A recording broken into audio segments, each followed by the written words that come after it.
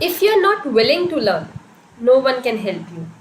If you are determined to learn, no one can stop you. Hello students, welcome to Edugrown. मेरा नाम है सोनिया सुराना। अगर आप में उत्साह है पढ़ने का तो हम रेडी हैं आपको पढ़ाने के लिए।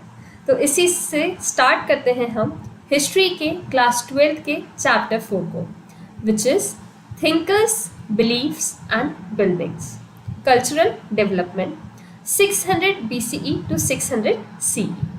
तो मैं आपको एक ओवरव्यू दे देती हूँ। इस पर्टिकुलर वीडियो में हम कवर करेंगे जो टॉपिक्स, वो है first, a glimpse of Sanchi. Sanchi stupa के बारे में तो आपने सुना ही होगा, उसके बारे में हम थोड़ा सा देखेंगे। Second, the background, sacrifices and debates. Third, beyond worldly pleasures, the message of Mahavir. Mahavir का भी नाम आपने सुना होगा, उनके क्या मैसेज थे, उनकी क्या टीचिंग्स थी, उनके बारे में हम जानेंगे। Fourth, the Buddha and the quotes for enlightenment. Fifth, the teachings of Buddha. Buddha के बारे में भी आपने सुना होगा, तो उनकी टीचिंग्स को हम देखेंगे। And last, followers of Buddha. इस फर्स्ट वीडियो में हम ये 6 टॉपिक कवर करेंगे और जो रेस्ट टॉपिक रहेंगे वो हमारी नेक्स्ट वीडियो में हम कवर करेंगे। Along with that, Edugrown is a single stop solution for all your educational problems. अगर आपको किसी भी चैप्टर में या किसी भी सब्जेक्ट में डाउट है तो आप हमें कॉन्टैक्ट कर सकते हैं।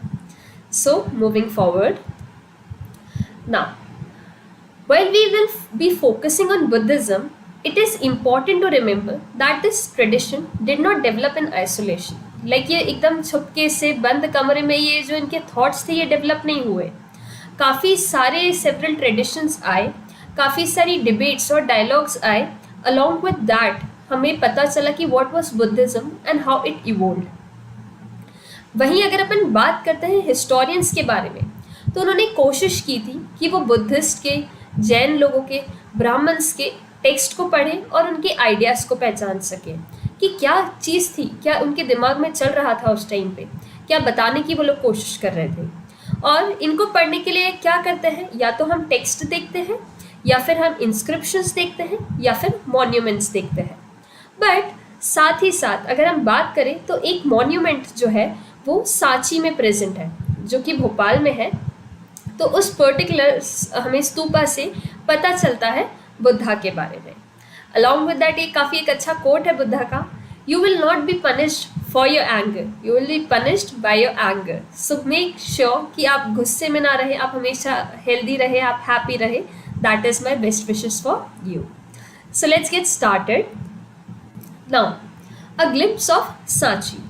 19th सेंचुरी में यूरोप की अगर हम बात करते हैं तो ये यूरोपियंस थे, वो काफ़ी ज़्यादा इंटरेस्टेड थे सांची के स्तूपा में। ठीक है, उन्होंने कोशिश की कि किस तरह से हम इसको ले जा सकें, इसके पार्ट्स को ले जा सकें, या किस तरह से हम इसको प्रिजर्व कर सकें। तो कहीं ना कहीं यूरोपियंस का इंटरेस्ट था हमारे सांची के स्तूपा में। साथ ही साथ फ्रेंच ने शाहजहां बेगम से बात करी, उन्होंने उनसे परमिशन लेने की कोशिश करी कि क्या वो ईस्टर्न गेटवे को ले जा सकते हैं ताकि वो उसको अच्छे से प्रिजर्व करके रख सकेंगे और वो फ्रांस के एक म्यूजियम में डिस्प्ले होगा। ठीक है, in fact the French sought Shahjahan Begum permission, उन्होंने शाहजहां बेगम की परमिशन लेने की कोशिश करी, इसलिए ताकि वो ले जा सकें हमारे स्तूपा को, उसके कुछ पार्ट्स को, और वो प्रिजर्व करके रख सकें और उसको डिस्प्ले करेंगे in a museum in France. For a while some Englishman also wanted to do the same. Like French लोगों के अलावा English was also interested to take the remains and to take the things which was there. But और वो लोग चाहते थे कि वो लोग उसको केयरफुली रखेंगे और जो ओरिजिनल है वो उसको संभाल के अपने पास रखेंगे। तो इस तरह का उनका सोचना था। बट होता क्या है ये हम देखते हैं। For a while some Englishman also wanted to do the same, but fortunately both the French and English were satisfied with carefully prepared plaster cast copies. उनको सिर्फ कॉपीज मिल सकी, उन्होंने सिर्फ कॉपीज तक ही बना सके वो। And the original remained at the site, और जो ओरिजिनल था वो अपनी साइट पर ही रह गया, वो भोपाल में ही रह गया, which was a part of the Bhopal state now. तो ये भोपाल में अगर आप आते हैं तो आप इसको, इस स्तूपा को देख सकते हैं। मूविंग फॉरवर्ड, अब जो रूलर थे भोपाल के, शाहजहां बेगम, और उन्हीं के जो सक्सेसर थे सुल्तान जहां बेगम, ये जो रूलर्स हुआ करती थी, तो उन्होंने काफ़ी पैसा दिया इनको प्रिजर्व करने के लिए। उन्होंने काफ़ी कुछ किया इनको ताकि वो प्रिजर्व कर सके। साथ ही साथ जॉन मार्शल नाम के एक इंसान थे, वो यहाँ पर आए, इंडिया में आए, और उन्होंने भी देखा और उन्होंने हेल्प किया कि वो लाइक जो बेगमें थी, उन्होंने हेल्प किया कि हम म्यूज़ियम को फंड करेंगे, हम पैसे देंगे आपको, आप इसको काफ़ी अच्छे से प्रिजर्व करिए। उन्होंने गेस्ट हाउस के लिए भी पैसे दिए। उन्होंने उनसे बोला कि आप बुक्स लिखिए इसके ऊपर और हम इन बुक्स के पब्लिकेशन के लिए आपको पैसे देंगे। तो इस तरह से उन्होंने काफ़ी कुछ फंड किया, रेस किया इस पर्टिकुलर स्तूपा के लिए। सो let me read it for you. The ruler of the Bhopal, Shah Jahan Begum, and his successor Sultan Jahan Begum provided money for the preservation of ancient site. उन्होंने पैसे दिए ताकि preserve कर सके हम ancient site को। No wonder then that John Marshall dedicated his important volumes on Sanchi to Sultan Jahan. ठीक है, उन्होंने जो उनके important works थे उन्होंने इसमें mention किया सांची के बारे में, और उन्होंने उसको डेडिकेट किया सुल्तान जहां को लेके। शी फंडेड द म्यूजियम, अब उन्होंने क्या कहा, उन्होंने म्यूजियम को फंड दिया। That was build there and well as the guest house where he lived and wrote the volumes. ठीक है, उन्होंने म्यूजियम को फंड किया, गेस्ट हाउस को फंड किया, जहाँ पे ये जॉन मार्शल रुक के अपने वॉल्यूम्स, अपने वर्क को कंप्लीट कर रहे थे। She also funded the publications of the volumes, जिसके डिफरेंट पार्ट्स हैं उनको भी इन्होंने फंड दिया, उनके लिए भी इन्होंने फंड रेज किया। So if the stupa complex has survive, it is not no small measures due to wise decision and to good luck in escaping the eyes of railway constructor। like ये survive कर पाया किस से, railway constructor से, builder से, and those looking for find to carry away the museum of Europe। ठीक है, उन सब लोगों से इसको इन्होंने बचा के रख पाया था कहीं ना कहीं। One of the most important Buddhist center, the discovery of Sanchi, has vitally transformed our understanding of early Buddhism। ये जो सांची का स्तूपा मिलता है, इसको देख के हम समझ सकते हैं। Today, it stands testimony to the successful restoration and preservation of a key archaeological site by Archaeological Survey of India। जो ASI है, उन्होंने भी काफ़ी कुछ रिस्टोर किया, उन्होंने भी काफ़ी कुछ प्रिजर्व करने की कोशिश करी, और उसी की वजह से ये हमारे पास एक मॉन्यूमेंट यहाँ इंडिया में बच जाता है, जिसकी मदद से हम बुद्धिस्ट के क्या थॉट्स थे उनकी कहीं ना कहीं स्टडी करने की कोशिश कर सकते हैं। अब कुछ क्वेश्चंस अराइज होते हैं, जैसे कि इन्हें क्वेश्चंस अराइज हो रहे हैं, वैसे हमें भी कुछ क्वेश्चन अराइज होते हैं। But what is the significance of the monument? इस मॉन्यूमेंट का सिग्निफिकेंस क्या रहा होगा? Why was the mount built and did it contain? Mount को क्यों बिल्ड किया गया और क्या वो कंटेन करता था? Why is there a stone railing around it? उसके आसपास, उस मॉन्यूमेंट के आसपास स्टोन रेलिंग क्यों है? Who built the complex or paid for the construction? ये इतना कॉम्प्लेक्स स्ट्रक्चर किसने बनाया और इसके लिए पैसे किसने दिए? When was it discovered? और किस समय में और किसने उसको डिस्कवर किया होगा? तो these are certain question, जब हम हिस्ट्री रीड करते हैं तो इस तरह के क्वेश्चंस हमारे दिमाग में अराइज होते हैं। There is a fascinating story that we can uncover at Sanchi, for which we must combine information from text, sculptures, architect and inscription. Let us begin by exploring the background of early Buddhist tradition. Okay, the background, sacrifices and debates. तो अगर हम इस particular समय की बात करें, इस particular time period की बात करें, फर्स्ट मिलेनियम BCE के बारे में बात करें, तो काफ़ी सारे लोग इमर्ज हुए, काफ़ी सारे थिंकर्स इमर्ज हुए। फर्स्ट वॉज ज़ेराथुस्त्र ईरान में, कॉन्गजी चाइना में, सोरेक्रेट्स, प्लेटो, एरिस्टोटल और महावीर और गौतम बुद्ध इंडिया में। तो इस तरह के काफ़ी सारे जो थिंकर्स थे वो आए, अपने आइडियाज़ को लेकर आए। बेसिकली अगर आप इनके आइडियाज़ को देखेंगे तो दे वर मोर फॉर पीपल, लाइक वो लोगों का ही भला चाहते थे। These were the kind people who came up with the good thinking. वो ह्यूमन काइंड को, वो मैन काइंड को एक अच्छा कॉन्ट्रीब्यूशन देने की कोशिश कर रहे थे। सो let me read it for you. The mid first millennium BCE is often regarded as the turning point in the world history. It saw the emergence of the thinker such as Zarathustra in Iran, Kongzi in China, Socrates, Plato, and Aristotle in Greece, Mahavir and Gautam Buddha among many others in India. They tried to understand the mysteries of existence and relationship between human beings and cosmos' order. इन लोगों ने कोशिश करी एक relation समझने की, किसके बीच में? Human beings के बीच में और एक कॉस्मो जो हमारा यूनिवर्स है उसके बीच में. इन दोनों के बीच में क्या रिलेशन है, क्या पावर्स है, उसको समझने की इन्होंने कोशिश की. Along with that this was also the time जब न्यू किंगडम्स अराइव हुए, नई सिटीज़ डेवलप होना चालू हुई.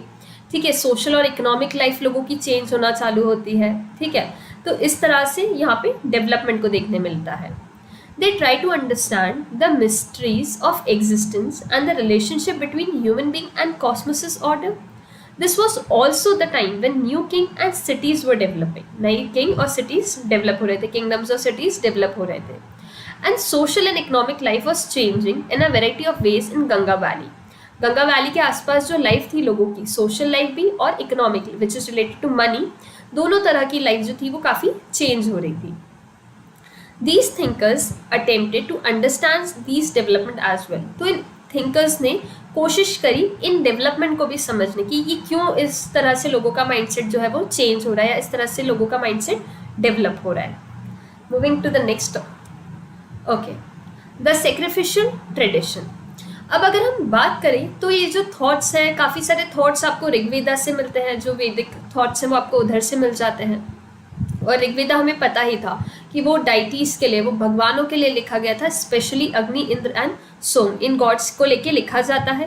काफ़ी सारी प्रेयर्स थी, काफ़ी सारे हाइम्स थे जो चांट करते थे लोग, रिपीटेडली बोलते थे ताकि वो अच्छा कर सके खुद के लिए, फैमिली के लिए, उनकी हेल्थ के लिए, उनके एनिमल्स के लिए, उनकी लाइफ के लिए. तो इस तरह से ये ट्रेडिशन चलता आ रहा है. The sacrificial tradition. There were several pre existing traditions of thought, religious belief and practices, including the early Vedic tradition known from Rigveda. इसके बारे में हमें कहाँ से पता चलता है? इसके बारे में हमें ऋग्वेदा से पता चलता है. Which was compiled between 1500 and 1000 BCE. जो ऋग्वेदा था उसमें हाइम्स लिखे गए हैं in the praise of variety of deities. काफ़ी सारी डाइटीज को लेके उसमें हाइम्स उसमें लिखे गए हैं, specially Agni. Agni is your fire. Then comes the Indra.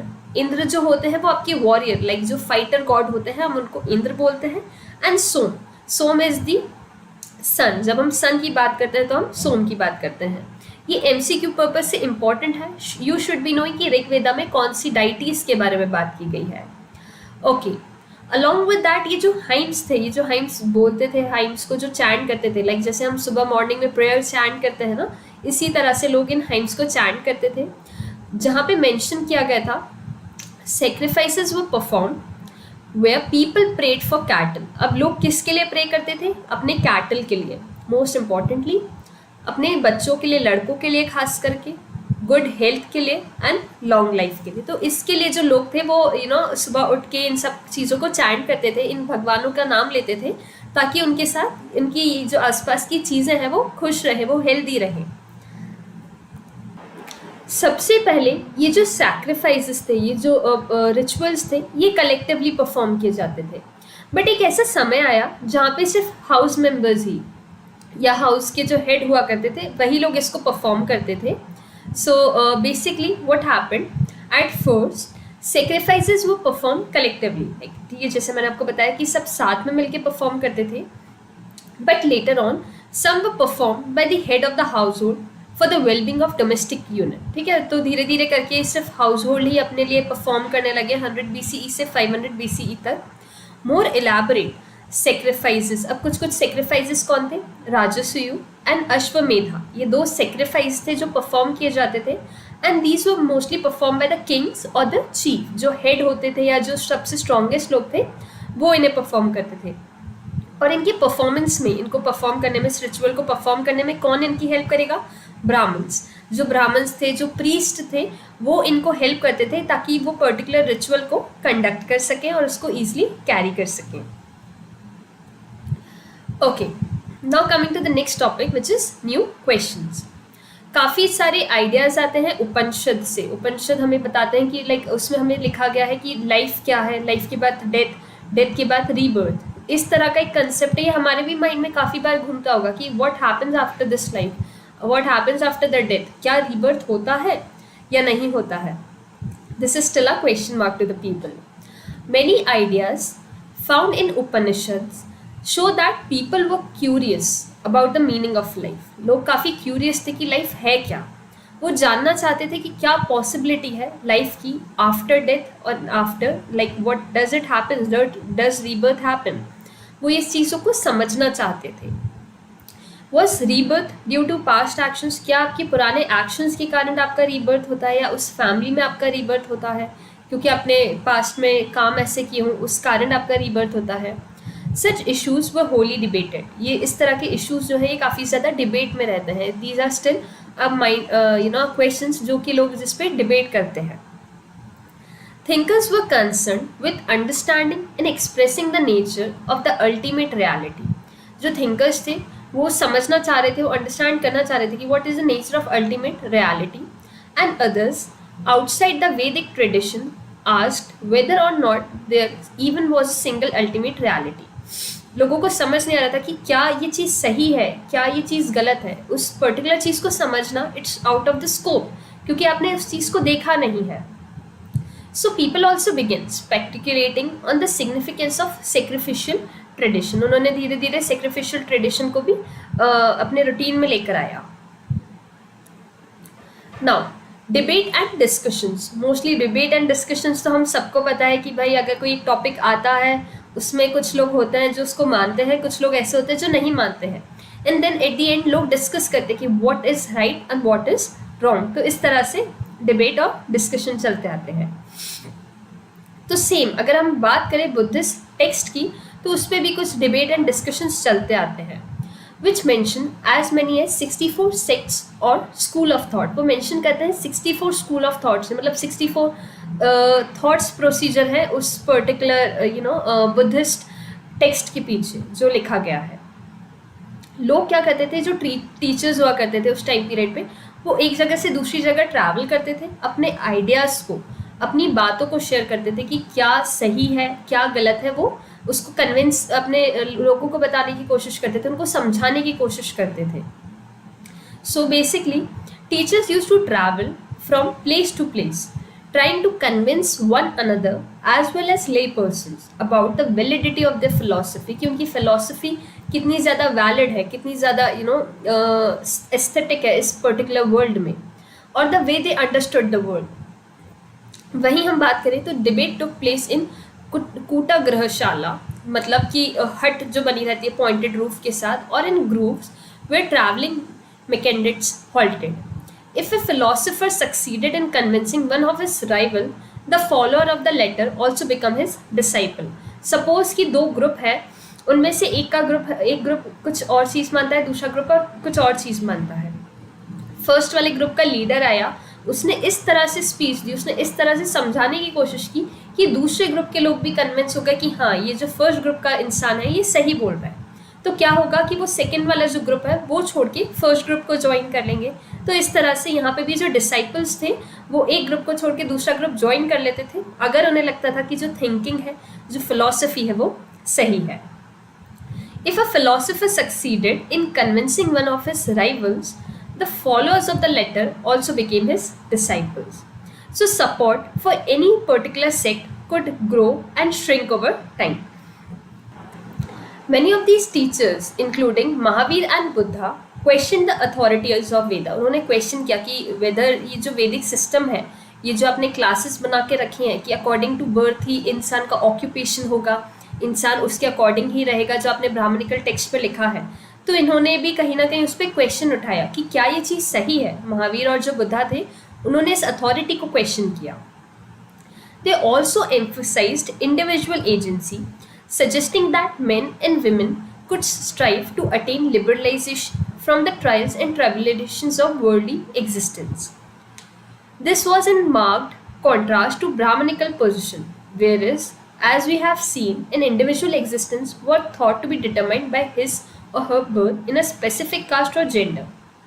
इन्होंने बोला कि आप फ्री हैं, you are free to do anything. If you have taken the birth on this earth, you are free to do anything, आप कहीं पे भी कुछ भी कर सकते हैं। अगर आप ब्राह्मण है तो आप वॉरियर बन सकते हैं, अगर आप वॉरियर हैं तो आप बिजनेसमैन बन सकते हैं। It all depends upon your will.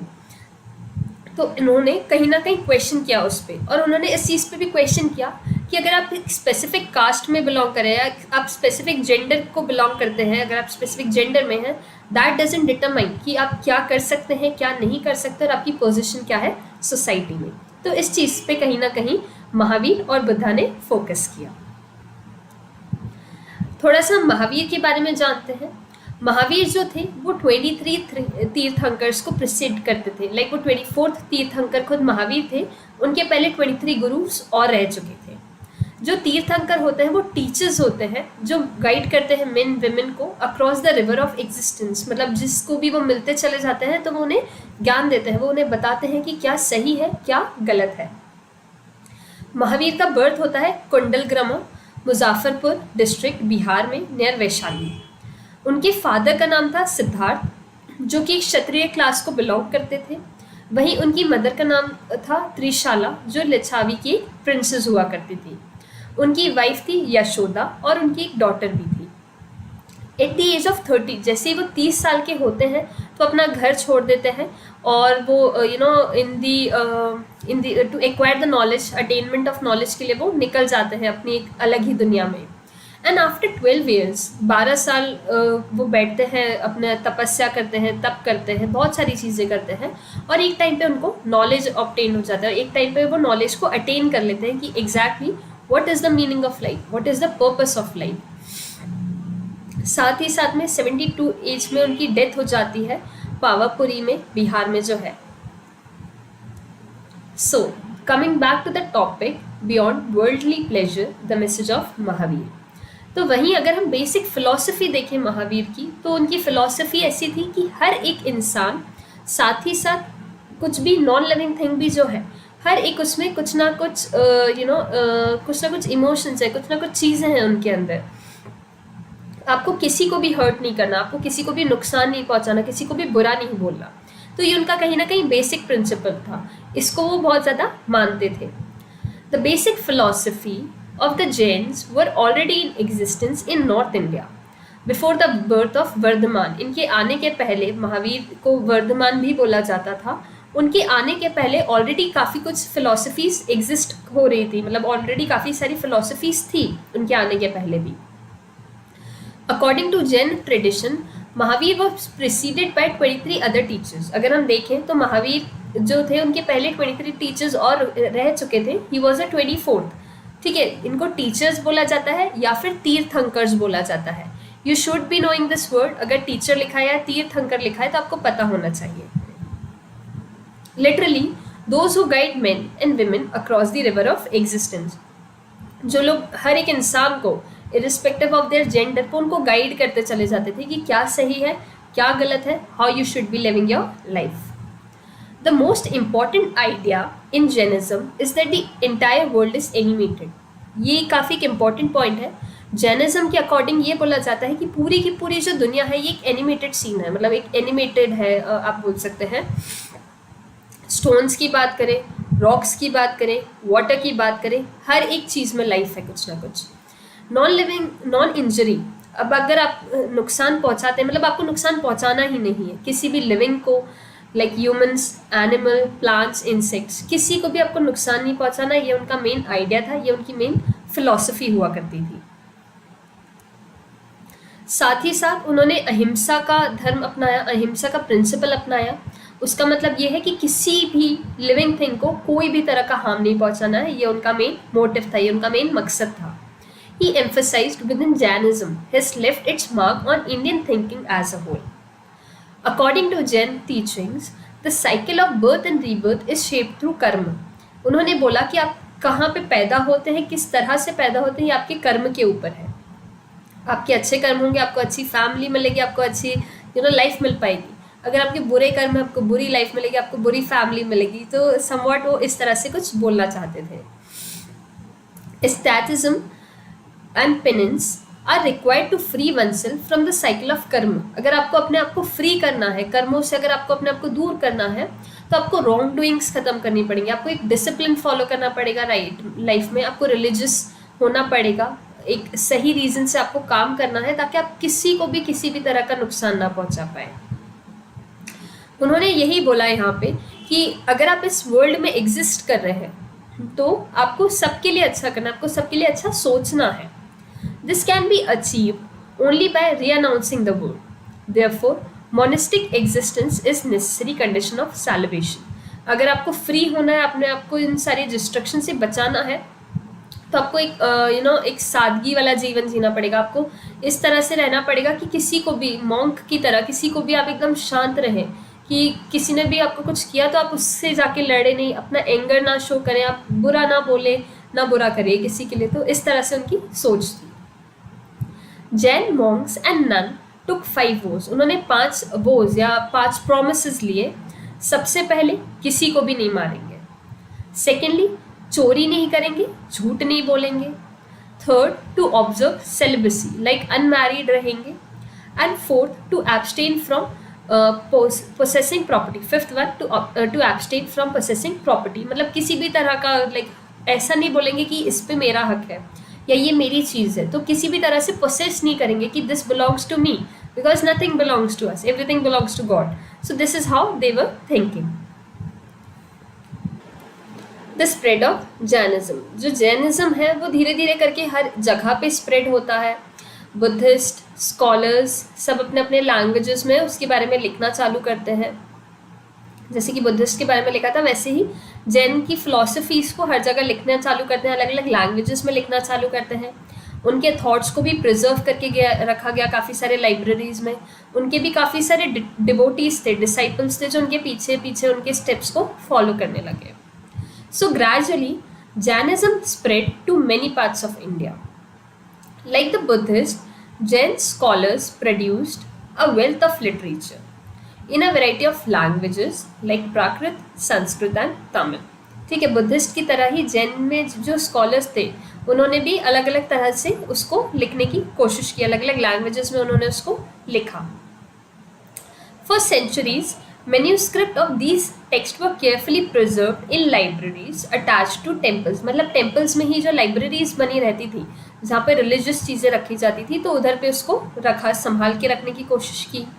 Some of the early stone sculptures associated with religion tradition were produced by the devotee of the Jain Tirthankaras and have been recovered from several sites throughout the subcontinent। काफ़ी सारे sculptures, काफ़ी सारे texts, काफ़ी सारे इनसे related चीज़ें all over the subcontinent मिली गई है। Now coming to the Buddha and the quotes for enlightenment. वहीं अगर अपन बात करते हैं काफ़ी ज़्यादा इन्फ्लुएंशियल टीचर की, तो बुद्धा उनमें से पीछे नहीं है। बुद्धा हर एक इंसान उस टाइम पे फॉलो कर रहा था, उनके थॉट्स को बहुत आगे रखा जाता था। ठीक है, हर एक जगह पे, सेंट्रल एशिया बात करें, Korea, Japan, Sri Lanka, Myanmar, Thailand, Indonesia, हर जगह उनके जो थॉट्स थे वो काफ़ी ज़्यादा फेमस थे।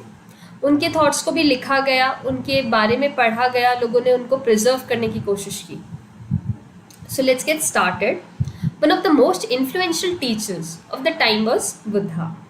Over the centuries his message spread across the subcontinent and beyond through Central Asia to China. Central Asia से चाइना उनका मैसेज गया, कोरिया और जापान उनका मैसेज गया, और श्रीलंका से across the seas to Myanmar, Thailand and Indonesia. हर जगह उनकी जो थॉट प्रोसीजर थी, जो उनकी टीचिंग्स थी, वो हर जगह गई। Now how do we know about the Buddha teaching? Buddha की टीचिंग के बारे में हमें कैसे पता चलता है? These have been reconstructed carefully, editing, translating and analysing the Buddhist text mentioned earlier. काफ़ी सारी जगहों पे बुद्धिस्ट टीचिंग पता चली, उसको रिकंस्ट्रक्ट किया गया, उसको एडिट किया गया, ट्रांसलेट किया गया और फिर एनालाइज किया गया। Historians have also try to reconstruct details of his life from hagiography. ठीक है, हिस्टोरियंस ने उनकी लाइफ के बारे में और भी काफ़ी सारी चीज़ें पता करी through hagiographies. Many of these were written down at least a century after time of Buddha. मतलब बुद्धा के टाइम की काफ़ी टाइम बाद उनको लिखा गया था, काफ़ी टाइम पीरियड बाद उनकी टीचिंग्स को कहीं ना कहीं लिखा गया था, कहीं ना कहीं मेंशन किया गया था। In an attempt to preserve memorials of the great teacher. ठीक है, उनकी टीचिंग्स को लिखना बहुत ज़्यादा ज़रूरी था, और वो इसलिए भी ज़रूरी था क्योंकि वो आपकी नॉर्मल लाइफ सिचुएशंस में काम आती है, आपको नॉर्मल लाइफ जीने में हेल्प करती है। एग्रेशन, गुस्सा, डिप्रेशन, इन सारी चीज़ों से आपको उनकी टीचिंग्स बाहर निकालती हैं। तो उनकी मेमोरी में उनको लेके एज अ ग्रेट टीचर उनकी टीचिंग्स को लिखा गया। According to these tradition, Siddhartha, as the Buddha, was named at the birth, was the son of chief of Sakya clan. यहाँ पे आप देखेंगे जो उनका बुद्धा का पहले नाम था सिद्धार्थ, सिद्धार्थ उनका नाम हुआ करता था पहले, एंड लेटर ऑन उनका नाम पड़ गया बुद्धा। ठीक है, ये साक्य क्लेन के जो चीफ थे उनके बेटे थे, मतलब उनके पास ऐसा समझे पैसा तो था ही बुद्धा के पास, बट वो सब कुछ छोड़ के यहाँ एक सोबर लाइफ जीने के लिए निकल पड़े थे। उन्होंने he had a sheltered upbringing within the palace, insulted from the harsh realities of life. One day he persuaded his charioteer to take him into the city. ठीक है, एक दिन क्या होता है, मतलब ये काफ़ी अच्छी स्टोरी है बुद्धा को लेके कि वो पैलेस में रहते थे, महलों में रहने वाले इंसान थे, बट एक दिन कहीं ना कहीं उनको ये एक हार्श रियलिटी हिट कर जाती है लाइफ में। क्या होता है कि वो अपने जो घुड़सवार होते हैं, जो उनके घोड़ा चलाते थे, तो उनको उन्होंने बोला कि आइए आप हमको सिटी का राउंड दिलवा के लाइए, मतलब आप हमें सिटी घुमा के लाइए। और कहीं ना कहीं बुद्धा के जो फादर थे उनको पहले से ही पता था कि अगर वो यहाँ इस पैलेस के बाहर निकलेंगे तो चांसेस है कि उनका थॉट चेंज हो जाएगा। मतलब एक वो रहता है ना, कुंडली में लिखा रहता है, तो किसी पंडित ने उन्हें ऐसा बोला था कि अगर बुद्धा निकलते हैं अपने घर के बाहर तो चांसेस है कि वो सब कुछ त्याग देंगे। इस तरह से उनको उनकी प्रेडिक्ट किया गया था उनके बारे में। तो his first journey into the world outside was traumatic. He was deeply anguished when he saw an old man, a sick man and a corpse. ठीक है, वो एकदम से हताश निराश से हो गए जैसे ही उन्होंने एक ओल्ड मैन को देखा, एक सिक मैन को देखा और एक डेड बॉडी को देखा। कहीं ना कहीं उन्हें रियलाइज हो गया था this is the truth of life. आप एक ना एक टाइम पे बीमार होते हो, आप बूढ़े हो जाते हो, and then you die, you leave everything over here on this planet only. आपके पास आपके साथ कुछ नहीं जाता आपका। He realized in that moment that the decay and destruction of the human body was inevitable. मतलब destruction आप किसी से भी नहीं बचा सकते। Human body will going to destroy at certain period of time. Human body will going to be end up. He also saw a homeless mendicant who, it seemed to him, had come to terms with old age, disease and death and found peace. Siddharth decided that he too would adopt the same path. उन्होंने देखा कि एक homeless साधु type के इंसान को उन्होंने देखा, काफ़ी बूढ़े थे वो, और ऐसा लग रहा था कि वो बट काफ़ी पीस में है। उन्होंने डेथ, डिजीज़ और सारी चीज़ों को लाइक ओवरकम कर लिया और वो काफ़ी पीसफुली बैठे हुए थे। तो सिद्धार्थ ने सोचा कि मैं भी इसी तरह का लाइफ जीना चाहता हूँ, मैं भी सब कुछ छोड़ के मैं एक पीस चाहिए, मतलब वो कहीं ना कहीं पीस ढूंढ रहे थे। Soon after he left the palace and set out in search of his own truth. मतलब पैलेस छोड़ के आ जाते हैं वो, और वो एकदम संन्यास लेके बैठ जाते हैं। वो ढूंढना चालू करते हैं कि एग्जैक्टली क्या सच्चाई है लाइफ की, what is there in life. Siddharth explored several paths including bodily mortification which led him to a situation of near death. मतलब उन्होंने सब कुछ त्याग दिया, उन्होंने खाना वगैरह सब छोड़ दिया था। जब उन्होंने पूरा खाना वगैरह सब त्याग दिया, सब छोड़ दिया, तो वो एकदम एक ऐसी सिचुएशन में आ गए थे कि he was about to die. Abandoning these extreme methods, he meditated for several days and finally attained enlightenment. फिर उन्हें बाद में समझ आया कि ये एक्सट्रीम मेथड काम नहीं करेंगे, खाना त्याग देना या सारी चीज़ें छोड़ देना ये सब काम नहीं करेगा, और धीरे धीरे उनको रियलाइज़ हुआ कि मेडिटेशन करना, एक पीसफुल तरह से रहना, प्रॉपर आपकी मील होना, इस तरह से ही आपको एनलाइटमेंट मिल पाएगा। After this, he came to be known as Buddha or Enlightened One. For the rest of his life, he taught Dhamma or the path of righteous living. तो देखा जाए तो जो बुद्धा थे उन्होंने एक टाइम तक सारा का सारा चीज़ें अपनाने की कोशिश की। उन्होंने ऐसी सिचुएशन में आ गए थे कि he was about to die, but धीरे धीरे करके उन्हें रियलाइज़ हुआ कि extreme conditions, extreme method will not going to help him out. उन्होंने फिर मेडिटेशन स्टार्ट किया एंड एक टाइम पे उन्होंने एनलाइटमेंट अटेन कर लिया। एक टाइम बाद उन्हें बोला गया बुद्धा और दी एनलाइटेड वन। ये चीज़ आपको पता होना ज़रूरी है। For the rest of his life he taught Dhamma और the path of right living, मतलब उन्होंने सिखाया लोगों को कि धर्म क्या है, सही तरीके से रहना क्या है। The teaching of Buddha. तो अगर हम बुद्धा की टीचिंग के बारे में बात करें तो हम रिकंस्ट्रक्ट कर सकते हैं उनकी सारी टीचिंग्स उनकी स्टोरीज से, जो कि हमें मिलती है सुत्त पिटिका में। Sutta Pitaka is a compilation of all his stories. Although some stories described his miraculous power, काफ़ी सारी स्टोरीज में उनकी सुपर नेचुरल पावर्स के बारे में बात किया कि वो लोगों को हील कर देते थे, वो लोगों को ग्रीफ से बाहर ले आते थे। तो इस तरह का डिस्क्रिप्शन दिया गया है उनकी पावर्स के बारे में। Others suggest that Buddha tried to convince people through reason and persuasion rather than through disciplines of supernatural powers. पर कहीं ना कहीं उन्होंने इधर ये भी चीज़ मेंशन की है कि जो बुद्धा थे वो लोगों को अपने टीचिंग्स के बारे में बताते थे, वो रीजंस देते थे, परसुएशन देते थे, कोई भी तरह का सुपरनैचुरल पावर में वो बिलीव नहीं करते थे। फॉर इंस्टेंस एक स्टोरी है जब एक grief stricken woman whose child has died came to Buddha, मतलब उनका बेटे का डेथ हो जाता है, उनके बच्चे का डेथ हो जाता है, वो बुद्धा के पास जाती है। He gently convinced her about the inevitability of death rather than bring her son back to life. तो उन्होंने बोला कि this is a certain event, quality of being certain to happen, like this is a certain event, ये किसी को भी हो सकता है, तो आप उसकी लाइफ को वापस लाने की जगह आप उसकी डेथ को एक्सेप्ट करो, you should be acceptable to that. अब ये जो स्टोरीज हैं ये नरेट करती हैं language spoken by ordinary people so that these could be easily understood. According to Buddhist policy the world is transient, मतलब कि जो वर्ल्ड है वो बहुत छोटे टाइम पीरियड के लिए वो फटाफट खत्म हो जाएगा, है ना, उसको उन्होंने बोला है अनिका, एंड कॉन्स्टेंटली चेंजिंग, और धीरे धीरे मतलब वो बार बार चेंज होता रहता है। इट इज़ सोललेस, अनंत है वो, and there is nothing permanent और इटर्नल इट। तो बुद्धा की फिलॉसफी के अकॉर्डिंग जो वर्ल्ड है, जो लाइफ है, वो काफ़ी ज़्यादा छोटी है और चेंज होती रहती है, मतलब वो एक टाइम पीरियड पे कुछ और है, दूसरे टाइम पीरियड पे वो कुछ और है। लेकिन अगर हम बात करें तो इट इज़ ऑल्सो सोललेस, मतलब सोल जो है यहाँ पे कोई भी सोल परमानेंट नहीं है, मतलब देयर इज़ नथिंग परमानेंट और इटर्नल जो हमेशा के लिए रहे।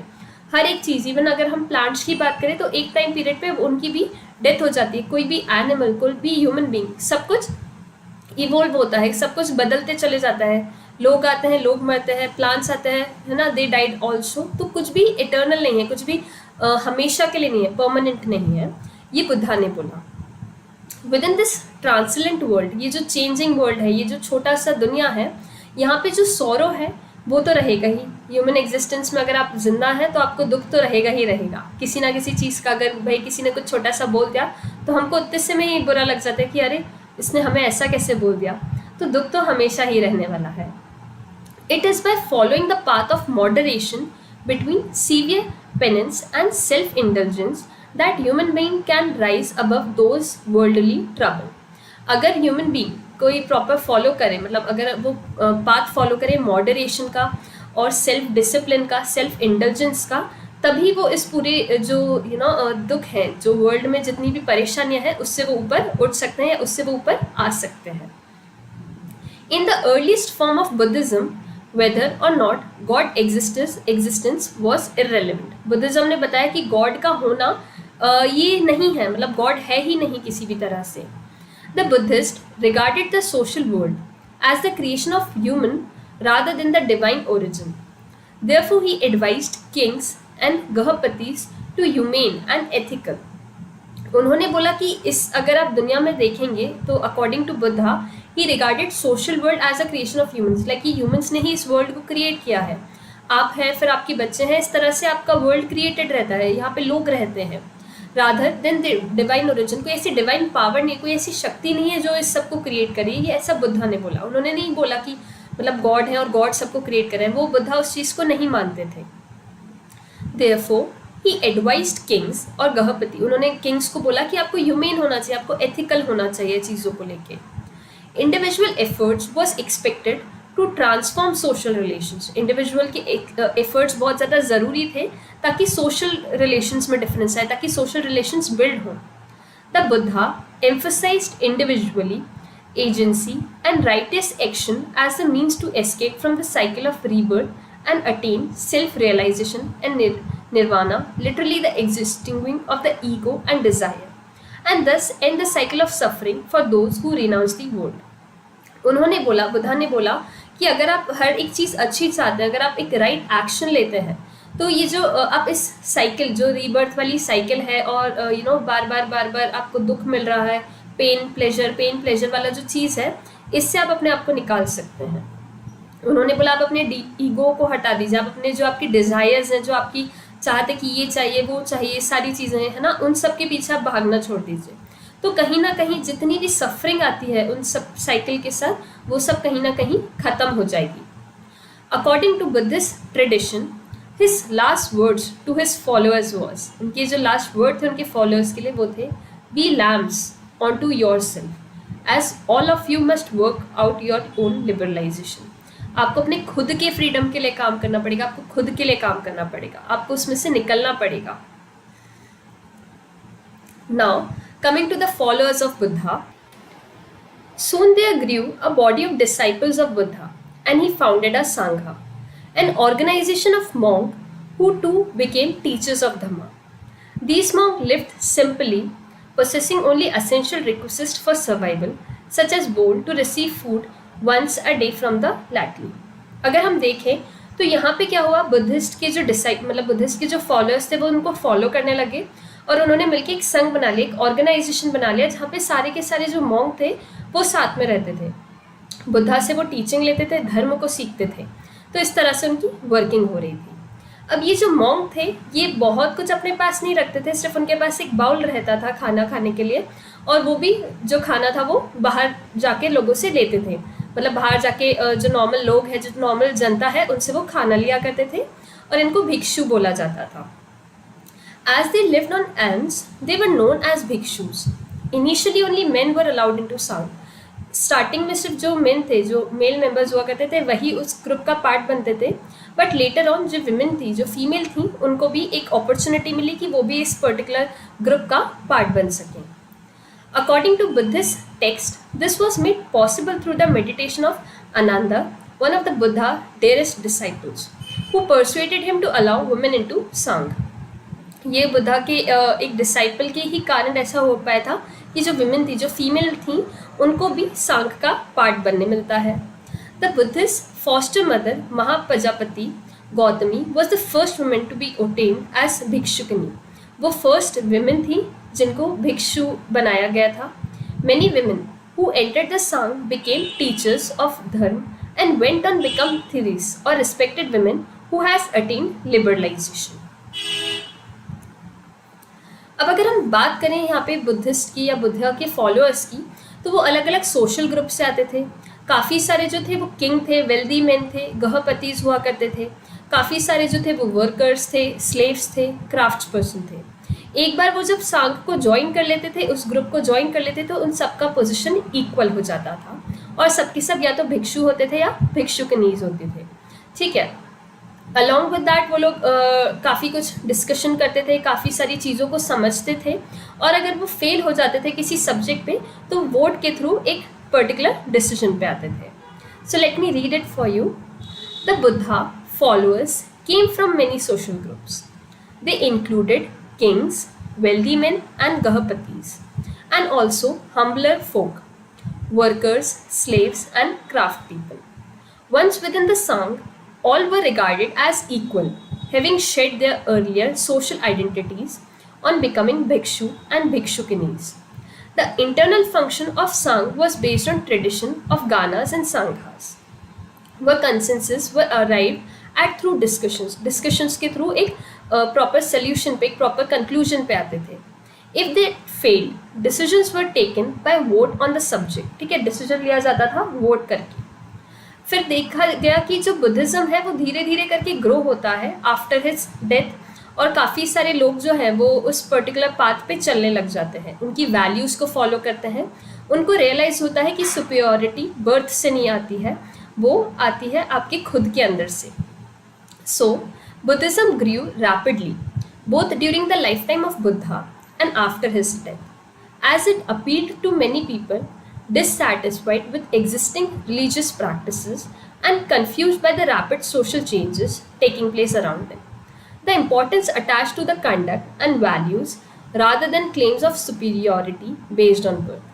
The emphasis placed on meta, कि आप क्या फील कर रहे हैं और आपका क्या कंपैशन है, specially for those who were younger and weaker than oneself, were ideas that drew men and women to Buddhist teaching. तो मैं आपको एक ओवरव्यू दे देती हूँ.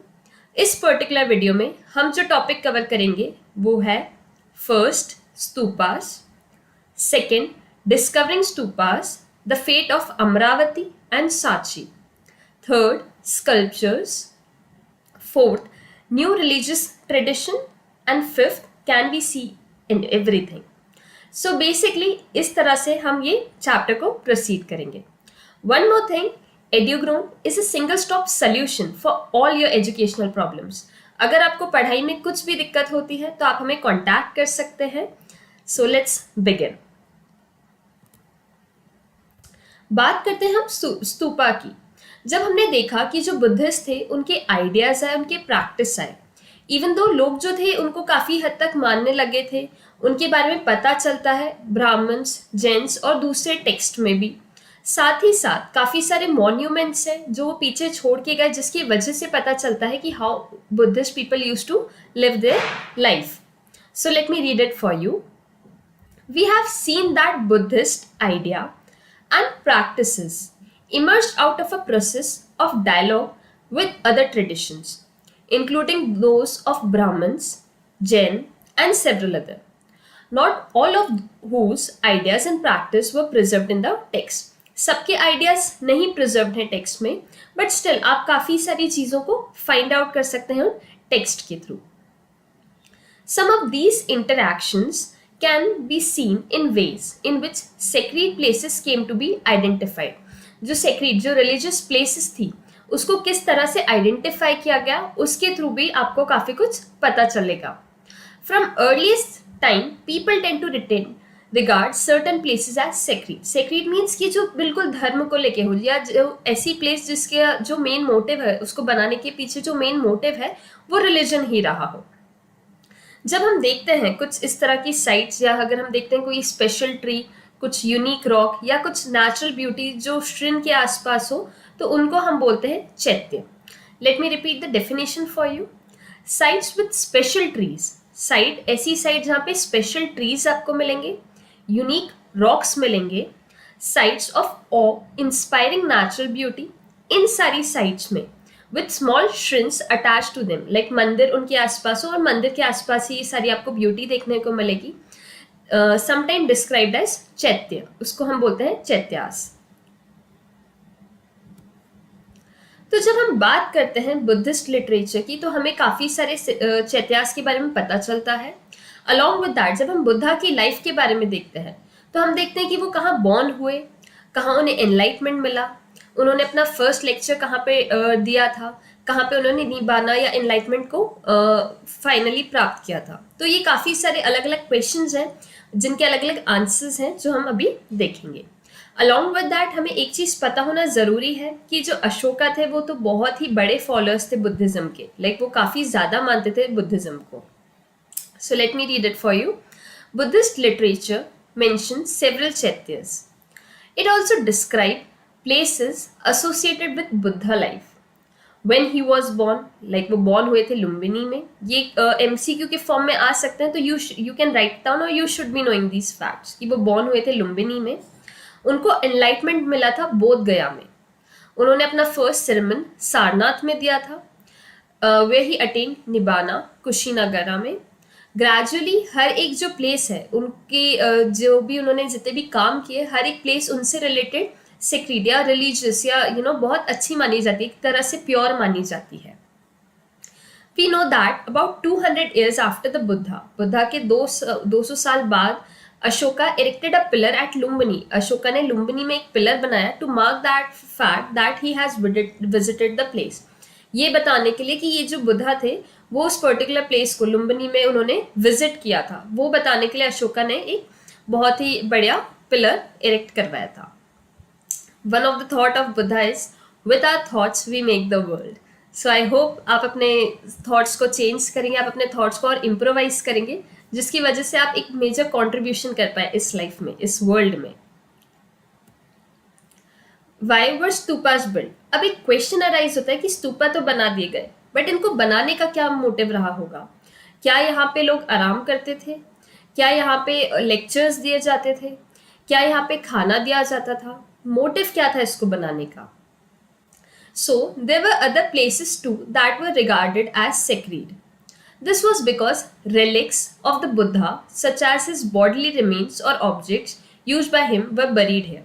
इनको सेक्रीड या इन प्लेसेस को सेक्रीड इसलिए बोला जाता है क्योंकि बुद्धा के रिलिक्स, लाइक उनके जो लास्ट पार्ट थे, या you can say the remain of the Buddha, वो यहाँ पे मिले। तो उन पर्टिकुलर सारी प्लेसेस को भी सेक्रीड की तरह ट्रीट किया जाता है, एक रिलीजियस प्लेस को ट्रीट किया जाता है। These were mounds known as stupas. The tradition of erecting stupa may have been pre-Buddhist, but they came to be associated with Buddhism. ठीक है, इनका कहीं ना कहीं कनेक्शन हम बुद्धिज्म के साथ ही निकालते हैं। ये जो स्तूप होते हैं, ये स्तूपास जो होते हैं, इनको हम बोलते हैं कि कहीं ना कहीं ये एसोसिएटेड थे बुद्धिज्म के साथ। Since they contact the relic regarding as sacred, ठीक है, क्योंकि यहाँ पे रेलिक हुआ करता था बुद्धिस्ट का, तो इसलिए इसको एक सेक्रीड या एक रिलीजियस प्लेस माना जाता है। The entire stupa came to be वर्नेटेड as an emblem of both Buddha and Buddhism. ये पर्टिकुलर जो रेलिक है, ये पर्टिकुलर जो स्तूपा है, ये अगर हम स्तूपास की बात करें तो उसको माना जाता था कि वो बुद्धा का एक तरह से सम अप है, लाइक बुद्धा और बुद्धिज्म वहाँ पे प्रैक्टिस भी किया गया और कहीं ना कहीं बुद्धा वहाँ पे खुद भी रहे, तो उसको एक सेक्रेट प्लेस माना जाता है, एक बहुत ही अच्छी जगह माना जाता है, एक प्योर प्लेस माना जाता है। अकॉर्डिंग टू बुद्धिस्ट टेक्स्ट, अगर हम बुद्धिस्ट टेक्स्ट को देखें तो हम देखेंगे अशोक वदना के बारे में। जो अशोका थे, उन्होंने डिस्ट्रीब्यूट करवाया portions of Buddhist relic to every important town and ordered the construction of stupa were there. उन्होंने क्या किया, उन्होंने जो रेलिक था, जो उनका रिमेन था, वो उन्होंने हर टाउन में उसका कुछ ना कुछ छोटा छोटा पार्ट भेजा और उन्होंने बोला कि ये आप उधर रखो और एक पूरा स्तूपा बना दो, लाइक पूरा उनके रेलिक के उसमें एक पूरा स्तूपा उन्होंने बनवाया। By the 2nd century BCE, a number of stupas, including those at Barhot, Sachi, Sarnath, has been built. तो इन सारी जगहों पे उन्होंने स्तूपा बनवाए थे, बिकॉज कहीं ना कहीं अशोका बहुत ज़्यादा मानते थे बुद्धिस्ट को और उनके थॉट को, बुद्धा को और उनके थॉट को, तो उन्होंने उनके लिए एक तरह से अपना दिखाते हुए कि वो कितना ज़्यादा उनके लिए प्रेरित है, उनसे प्रेरित है, वो चीज़ दिखाने के लिए उन्होंने बुद्धा के स्तूपास बनवाए, वो भी अलग अलग जगहों पे, ताकि लोगों को भी पता चले और लोगों को भी नॉलेज हो regarding Buddha and his teaching. Now how were stupas build? Stupa कैसे बनाए होंगे? तो बेसिकली अगर हम देखें तो inscriptions found on the railing and pillar of stupa record donations. मतलब एक तो ऐसा है नहीं कि भाई ठीक है काम चालू कर दिया क्योंकि फॉलो करते थे और सारा का सारा पैसा सब इकट्ठा हो गया होगा, ऐसे अपने आप तो नहीं हुआ होगा, लोगों ने ही पैसे दिए होंगे, लोगों ने ही कंट्रीब्यूट किया होगा, किंग्स ने कंट्रीब्यूशन किए होंगे, नॉर्मल लोगों ने अपने हिसाब से कंट्रीब्यूट किया होगा। तो यहाँ पे हम वही देखेंगे कि जो सतावना के रूलर थे उन्होंने भी काफ़ी बड़ा कंट्रीब्यूशन किया, जो आइवरी वर्कर्स थे उन्होंने भी कंट्रीब्यूशन किया, साथ ही साथ जो भिक्षु भिक्षुकीज थे उन्होंने भी इन मॉन्यूमेंट्स बनाने में काफ़ी बड़ा कंट्रीब्यूशन किया। काफ़ी सारे लोग आगे आए, वो चाहते थे कि ये पूरा का पूरा जो बुद्धा का थिंकिंग है, बुद्धा का जो बोलना है, वो कहीं ना कहीं इस दुनिया में रह जाए, even if he has gone. So basically inscriptions found on the railing and pillars of stupa record donation made for the building and decorating them. Inscriptions में लिखा रहता है कि कितना डोनेट किया, किसने डोनेट किया और किस तरह से उसको डेकोरेट किया गया, उसके बारे में वहाँ पे इंस्क्रिप्शंस में आपको देखने मिल जाएगा। Some donations were made by kings such as Satavanaha. कुछ जो डोनेशन था वो सतावनाहस ने किया, कुछ जो था वो गिल्ड्स ने किया, जैसे कि आइवरी वर्कर्स, उन्होंने भी फाइनेंस किया था a part of one of the gateways at साची। Hundreds of donations were made by women and men who mentioned their names, sometimes adding the name of the place from where they came. मतलब वो अपना नाम लिखवाते थे, कहाँ से आए हैं वो लिखवाते थे, उनका क्या ऑक्यूपेशन था वो, उनके रिलेटिव्स का नेम, तो वो कहीं ना कहीं उसको मेंशन करवाते होंगे। हो सकता है कि इसको एक वो माना जाता हो कि वाह हमने इसमें कहीं ना कहीं पार्टिसिपेट किया या हमने इसमें कहीं ना कहीं कंट्रीब्यूट किया। तो इस तरह के लोगों की कुछ इमोशंस रहे होंगे। Bhikshu and bhikshukinis also contributed towards building these monuments. उन्होंने भी काफी कॉन्ट्रीब्यूशन किए ताकि ये मॉन्यूमेंट बन पाए। Now if we talk about the structure कि किस तरह से वो डिजाइन है, हम थोड़ा सा इसको में पिक्चर को भी देखते हुए चलेंगे कि किस तरह से वो डिजाइन है ताकि हम समझ पाए। अगर हम स्तूपा की बात करते हैं, अ संस्कृत वर्ड मीनिंग हीप, स्तूप का मतलब होता है हीप या फिर एक तरह से हाइट या थोड़ा सा डोम शेप में होना। It originated as a simple semi circular mount earth, later call anda. ठीक है, तो इसको जैसे कि आप इस पिक्चर में पर्टिकुलरली देख सकते हैं, तो हम इस पर्टिकुलर पार्ट की बात करें, जब ये सर्कुलर कर्व्स आ जाते हैं तो हम इसको बोलते हैं अंडा। Then gradually it evolve into a more complex structure, balancing round and square shape. Above the anda was the hermica. ये अगर आप देखेंगे अंडा के ऊपर, यहाँ पे आप देख सकते हैं ये हर्मिका कहलाती है। ये जो ऊपर वाला पार्ट है which was above the anda, it is known as harmika. और इसका स्ट्रक्चर कैसा होता है? A balcony like structure that represents the abode of gods, कि भाई गॉड के लिए सॉर्ट ऑफ एक बालकनी का स्ट्रक्चर हुआ करता था। Arising from the Hermica was a must called the यष्टि। ठीक है, हर्मिका से एक और चीज उभर के आती है, वो कहलाती है यष्टि। ऑफन समन्ड बाय अ छतरी और अम्ब्रेला। अगर आप यहाँ पे ऊपर देखेंगे तो यहाँ पे यष्टि कहलाती है। आप इसको छतरी या अगर अम्ब्रेला से भी मेंशन है तो भी आप इसको पहचान सकेंगे। Now around the mount was a railing separating the sacred space from the secular world. The early stupas at Sachi and Barhot were plain except for the stone railing which resembled a bamboo or wooden fence. मतलब bamboo और wooden की आसपास उनकी fencing हुई थी, and gateways which were richly carved and installed at the four cardinal points. और जो अगर आप उनकी gateways देखेंगे तो वो काफ़ी अच्छे से उन पे carving हुई है, like काफ़ी अच्छे से उन पे डिज़ाइन बनाई गई है, काफ़ी अच्छे से डिज़ाइन उन पे मोल्ड की गई है।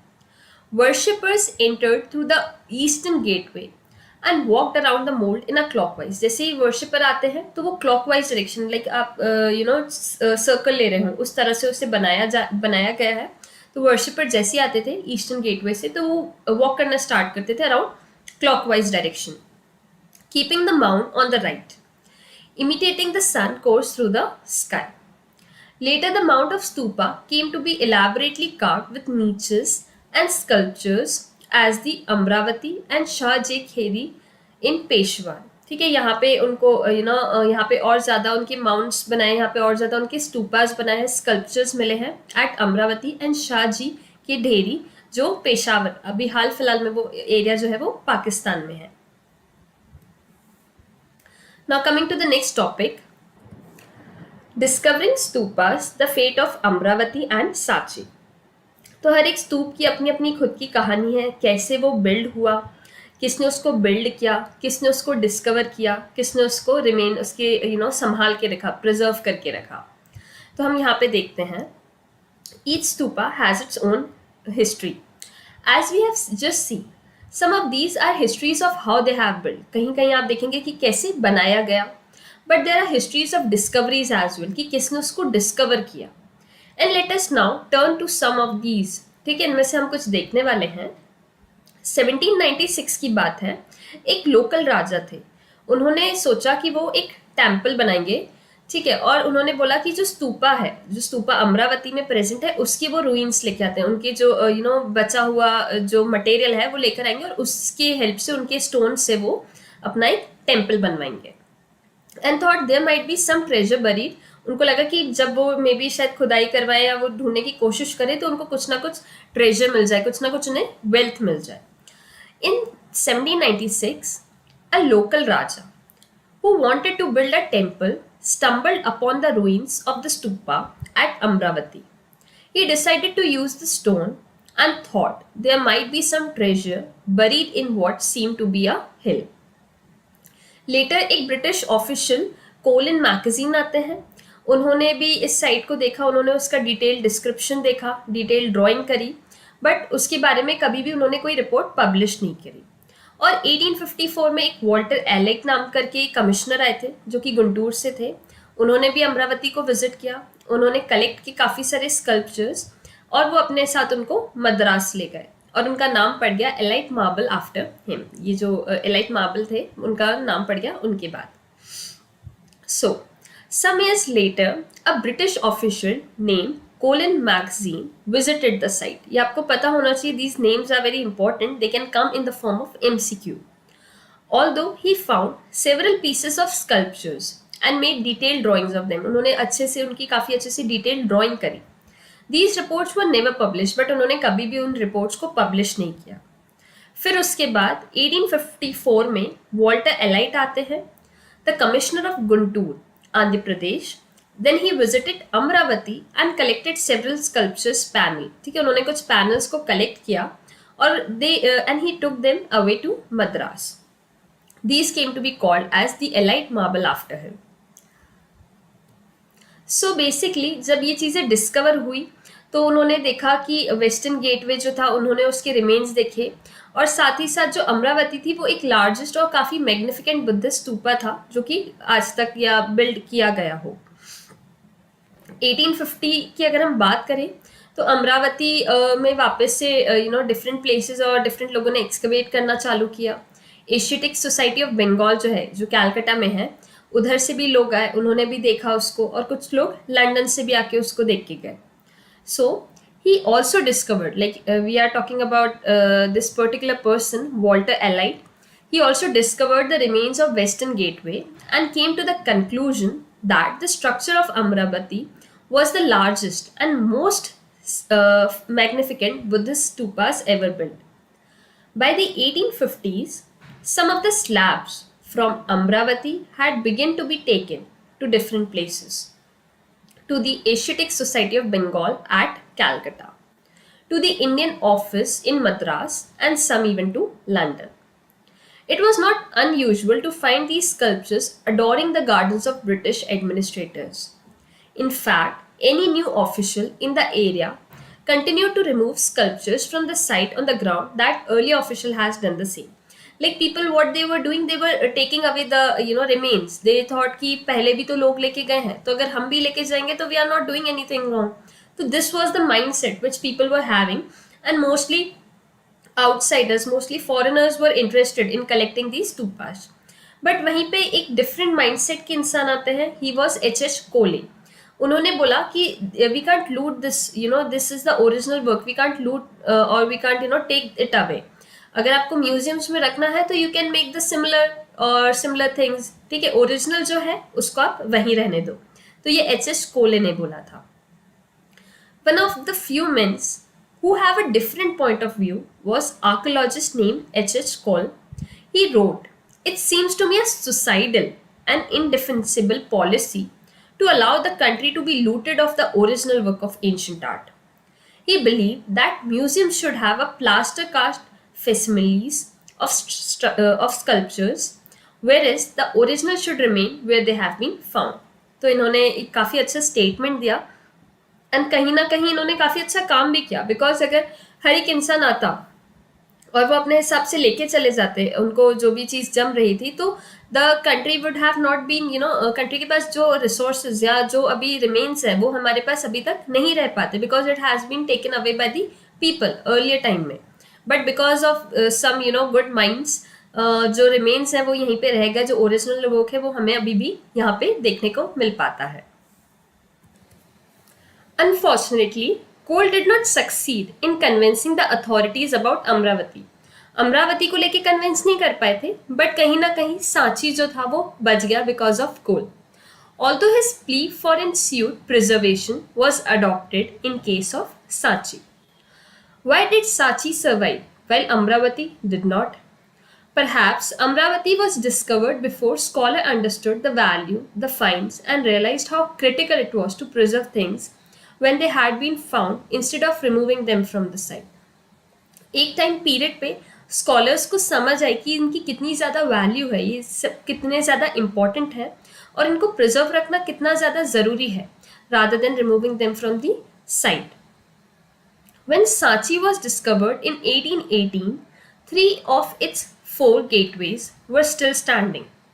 The fourth was lying on the spot where it had fallen and the mound was in a good condition. अगर हम सांची की बात करें, वो डिस्कवर हुआ था 1818 में, तो उसके जो three of its four gateway मतलब तीन गेटवेज की बात कर रहे हैं, वर स्टिल स्टैंडिंग. जो फोर्थ वाला था वो एक स्पॉट पे लाई कर रहा था, दैट मतलब वो फॉल हो चुका था और वो एक स्पॉट पे लाई कर रहा था, और जिसका माउंट था वो एक अच्छी कंडीशन में था.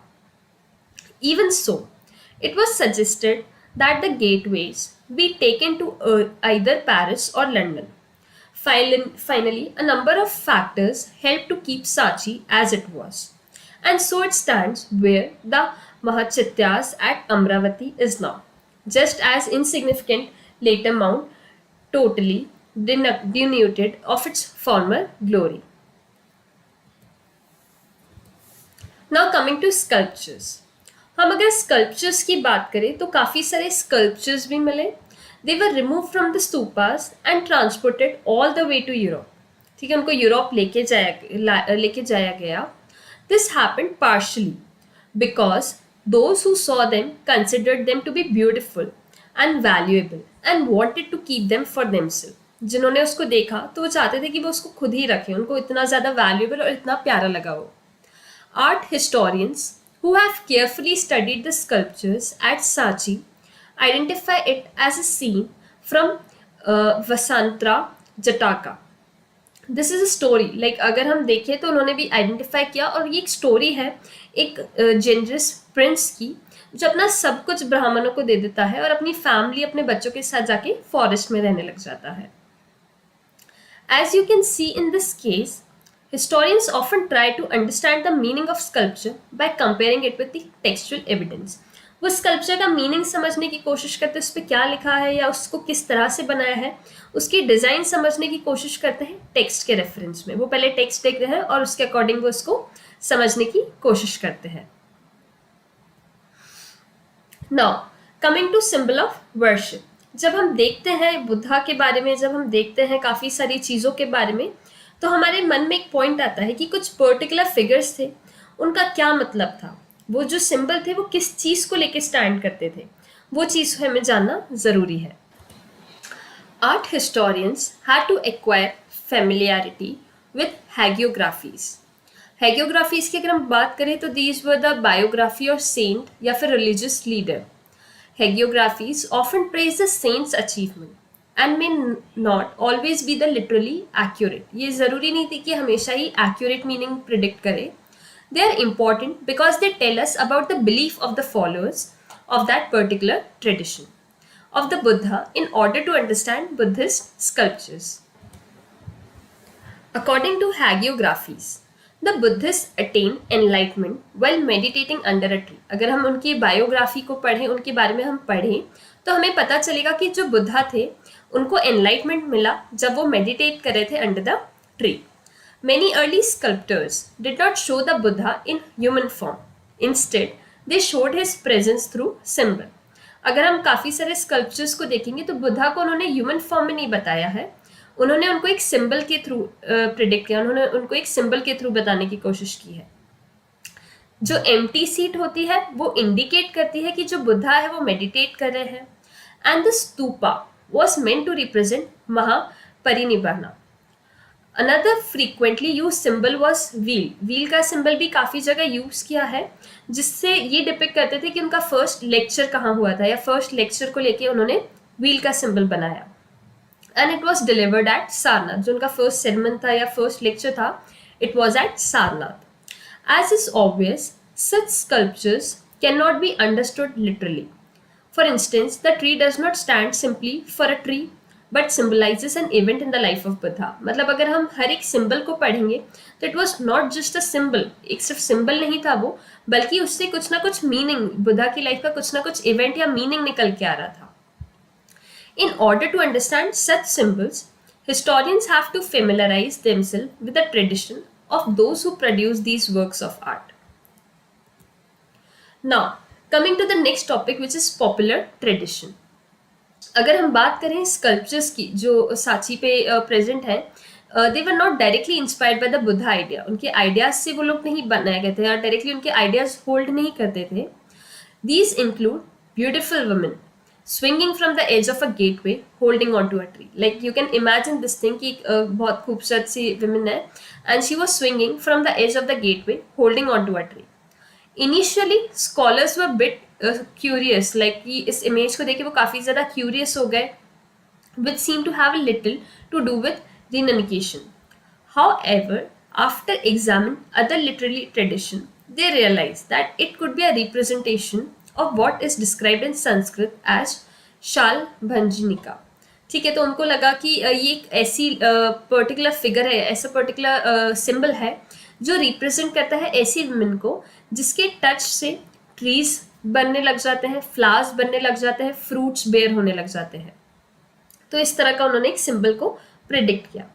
Along with that, it is likely that this was regarded as an auspicious symbol and integrated into the decoration of the स्तूप. ऐसा बोला जाता है कि इसको एक auspicious symbol माना जाता था और वो डेकोरेट करने के लिए स्तूपा को यूज किया गया हो. The Shal Bhajanika motifs suggest that many people who turned to Buddhism enriched it with their own pre-Buddhist and even non-Buddhist belief, practice and ideas. Some of the recent motifs in the sculpture at Sachi were evident derived from these traditions. There are other images as well. अगर हम देखें तो आपको finest depictions मिलेंगे animal के. ये जो animals थे ये थे आपके एलिफेंट्स, हॉर्सेस, मंकी, कैटल. ये सारे के सारे आपको एनिमल्स देखने मिल जाएंगे. वहीं पे अगर हम जटाका की बात करें तो जटाका कंटेन सेवरल एनिमल स्टोरीज जो कि सांची में डिपिक्ट की गई है. It is likely कि जो ये animals थे they were carved to create likely scene to draw viewers. Also animals were often used as a symbol of human attribute. Elephants की अगर हम बात करें तो वो शो करते थे strength को, वो शो करते थे wisdom को. अगर हम animals की बात करें, basically अगर हम elephants की बात करें इधर पे तो ये हमने काफ़ी सारे symbols देखे, उनके कुछ ना कुछ meaning predict होते थे. उन पे बेस्ड कुछ ना कुछ स्टोरीज होती थी जो कहीं ना कहीं आप उसको रिकनेक्ट कर सकते हैं अगर आप उसे इमेजिन करने की कोशिश करें तो. साथ ही साथ आपको स्कल्पचर्स देखने मिलेंगे, आपको कार्व्ड एनिमल्स देखने मिलेंगे अगर आप उनमें उनके डिफरेंट मॉन्यूमेंट्स देखते हैं, अगर आप उनको अंडरस्टैंड करने की कोशिश करते हैं तो. नाउ अगर आप यहाँ पे देखेंगे तो इस पर्टिकुलर पिक्चर में आप देख सकते हैं कि पीछे स्नेक्स का फिगर दिया है ना, serpent is given over there. तो काफ़ी सारे लोग मानते थे कि कुछ स्कॉलर्स को ऐसा लगता था कि मे बी ये जो पर्टिकुलर एरिया है this is for the worship of snakes, this is for the worship of serpent. तो अलग अलग प्रिडिक्शंस निकल के आते थे. फिर एक और मोटिव की बात करते हैं जिसमें एक विमेन के बारे में बताया था और वो लोटस से सराउंडेड थी, एनिमल से सराउंडेड थी. कहीं ना कहीं ऐसा बोला गया कि like she was performing a abhisheka. Like हम जिसे गॉड को अभिषेक करते हैं, उनको जल चढ़ाते हैं, उनको दूध चढ़ाते हैं, इस तरह से एक अभिषेक करते हुए दिखाया. और काफ़ी लोग बोलते थे कि ये उनकी मदर का डिपिक्शन है, ये उनकी मदर है, माया जो उनका नाम था, उनके बारे में बात करते हैं. विथ अ पॉपुलर गॉडेस, उनकी पॉपुलर गॉडेस की बात करी थी Jalaj Lakshmi, literally the goddess of good fortune who is associated with elephants. So let me read it out for you. Another motif is that of a woman surrounded by lotuses and elephants, which seems to be sprinkling water on her as if performing an abhisheka or consecration. While some historians identify the figure as Maya, the mother of Buddha, others identify her with a popular goddess, Gaja Lakshmi, literally the goddess of good fortune, who is associated with elephants. Along with that कुछ जो devotee थे तो कुछ लोग ऐसा बोलते थे कि ये माया और गजा लक्ष्मी का एक फिगर है, एक स्कल्पचर है. अलॉन्ग विद दैट सर्पेंट्स थे, जैसा कि मैंने आपको बताया इनिशियली कि स्नेक्स का भी फिगर वहाँ पे मिला था. तो it is also possible that devotees who saw these sculptures identify the figure with both Maya and Gaja Lakshmi. Consider too the serpent which is found on several pillars. जो pillars थे उनके आसपास serpents का आपको फिगर देखने मिलेगा.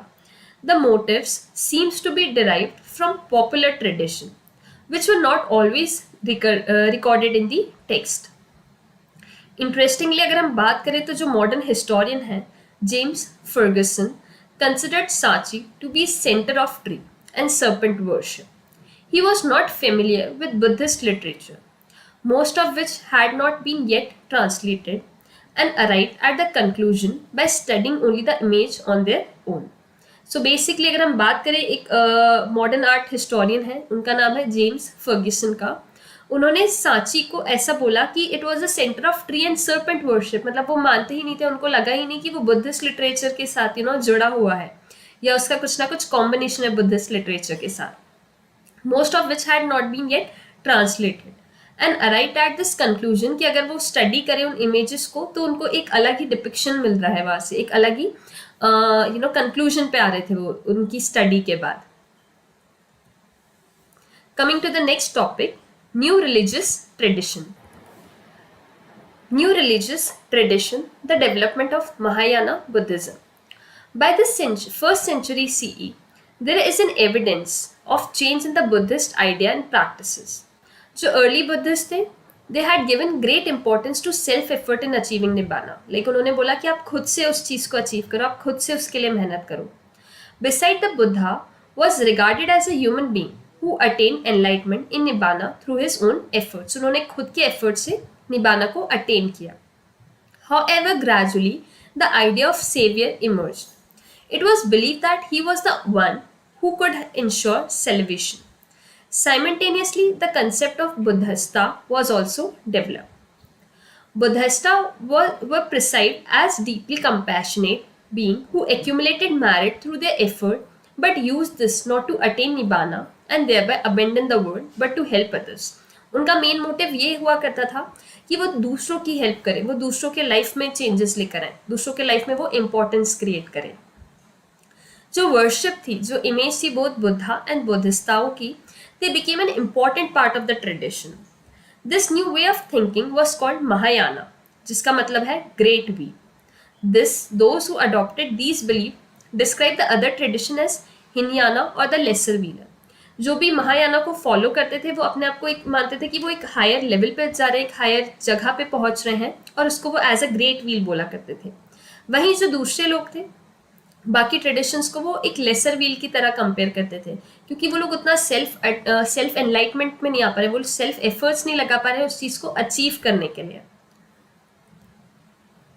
The growth of Puranic Hinduism. वहीं अगर हम बात करें, the notion of the saviour was not unique to Buddhism. We find similar ideas being developed in different ways within tradition that we now consider part of Hinduism.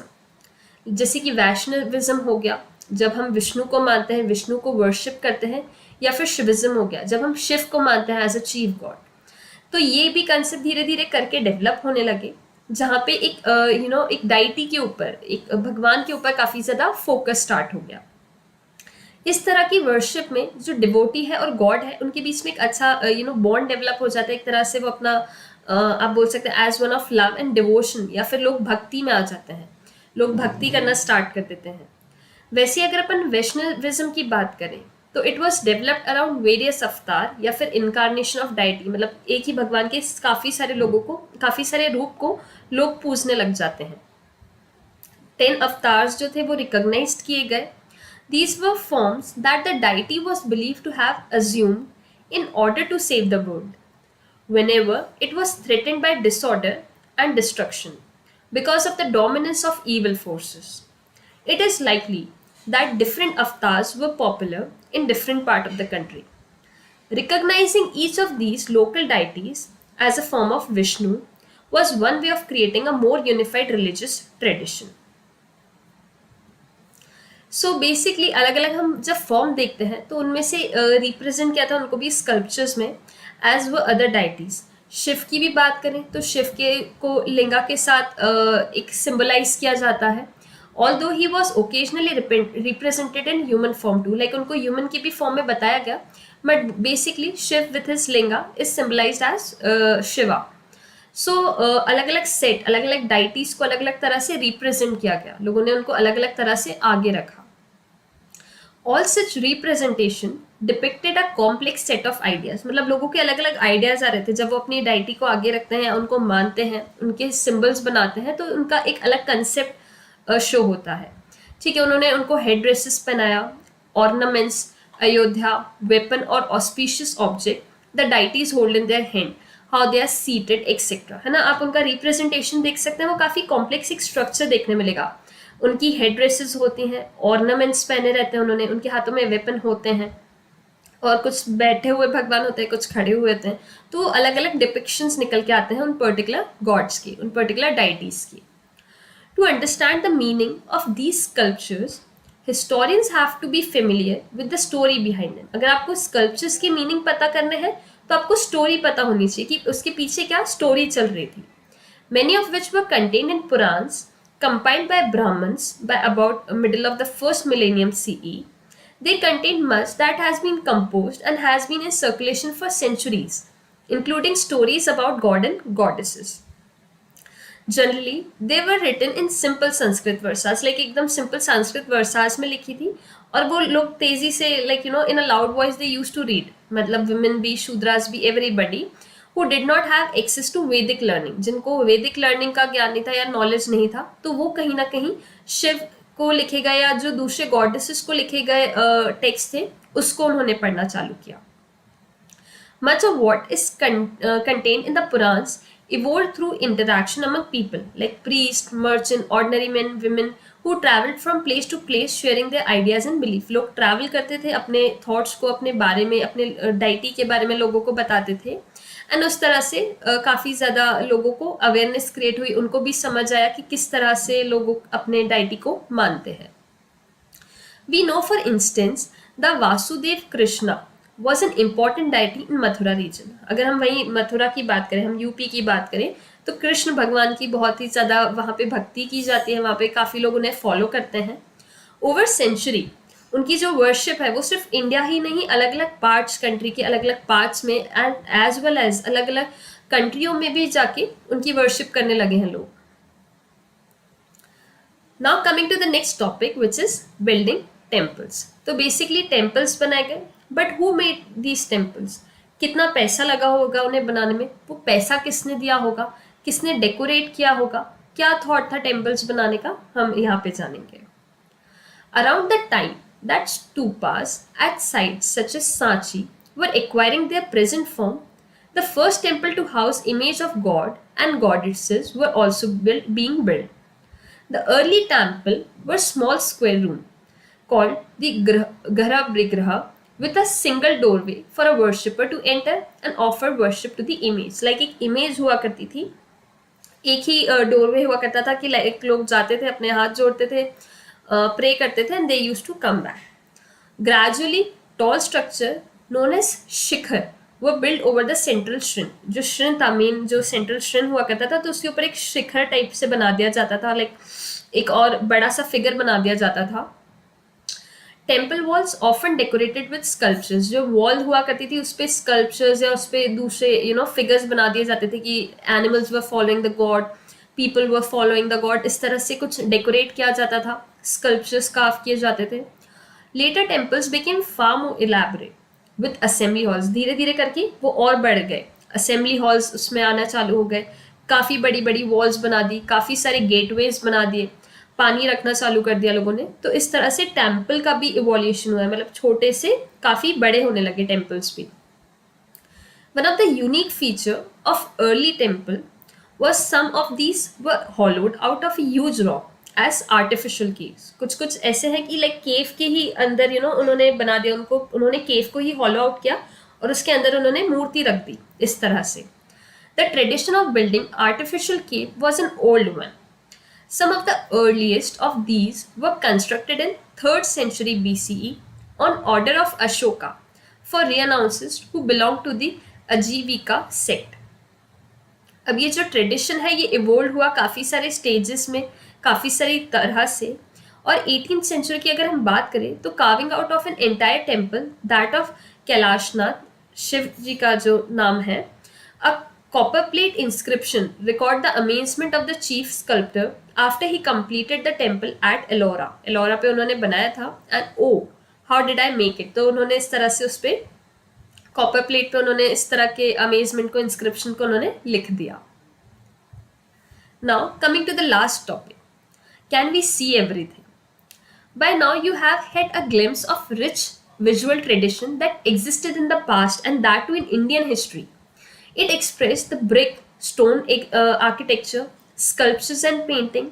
We have seen that much has been destroyed and lost over the century. काफ़ी कुछ lost हो चुका है जो उस time period पे बना था. लाइक आप खुद ही सोच सकते हैं, इतना टाइम पीरियड हो गया, इतने साल हो गए हैं, साल दर साल कुछ ना कुछ लॉस होते चले गया, और अभी हमारे पास थोड़ा बहुत ही उसका कुछ रिमेन बचता है. Nevertheless, what remains and has been preserved convey a sense of vision of artists, sculptural, mason, and architects who created this spectacular work. Yet do we actually automatically understand what they wanted to convey? Can we ever know what these images meant to the people who saw them and verted them about 2000 years ago? Still, ये सारा का सारा जो चीजें हैं, it's a huge question on the people mind. ये कैसे हुआ, किसने बनाया, काफ़ी सारे क्वेश्चंस हैं जो इमर्ज होते हैं. इतने समय तक जो चीज़ें रह गई उसका क्या मीनिंग है वो भी अभी तक क्लियर नहीं हो पाया है. तो somewhere it still remain undecided, we can say that. Grappling with the unfamiliar. It will be useful to recall that when in 19th century, European scholars first saw some of the sculptures of god and goddesses, they could not understand what they were about. जब Europeans ने देखा था 19th century में God और goddesses के sculptures को, तो पता नहीं लगा पा रहे थे कि ये किस बारे में है, किसको लेकर ये स्कल्पचर्स बने हैं. Sometimes they were horrified by what seems to them grotesque figures.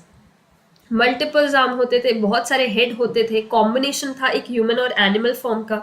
तो उसको देख के कोई भी डर जाए कि किस तरह का फिगर डिपिक्ट हो रहा है, किस तरह का चीज़ है ये. These early scholars they try to make a sense, उन्होंने कुछ सेंस निकालने का कोशिश किया. और what appear to the strange images by comparing them with sculptures what they were familiar with, that from the ancient Greece. While they often early Indian sculptures inferior to the work of Greek artists, they were very excited when they discovered image of Buddha and Bodhisattvas that were evidently based on Greek models. जब उन्होंने बुद्धा का image देखा तो वो उसको देख के काफ़ी ज़्यादा एक्साइटेड या खुश हो गए थे, क्योंकि कहीं ना कहीं वो ग्रीक मॉडल से मिलते जुलते थे. जो ग्रीक में मॉडल्स थे उनसे मिलते जुलते उनको स्कल्पचर्स मिल गए थे बुद्धा के. These were more often than more not found in the northwest in the cities such as Taxila, Peshawar, where Indo-Greek rulers had established kingdom in the 2nd century BCE. ये ऐसी जगहें थी जहाँ पे इंडो-ग्रीक रूलर्स आए थे, उन्होंने भी अपने स्टैब्लिश किए थे kingdom. As these images were closest to the Greek statues, these scholars were familiar with. They were considered to be the best examples of early Indian art. ठीक है, उसको बेस्ट एग्जाम्पल माना गया अर्ली इंडियन आर्ट का.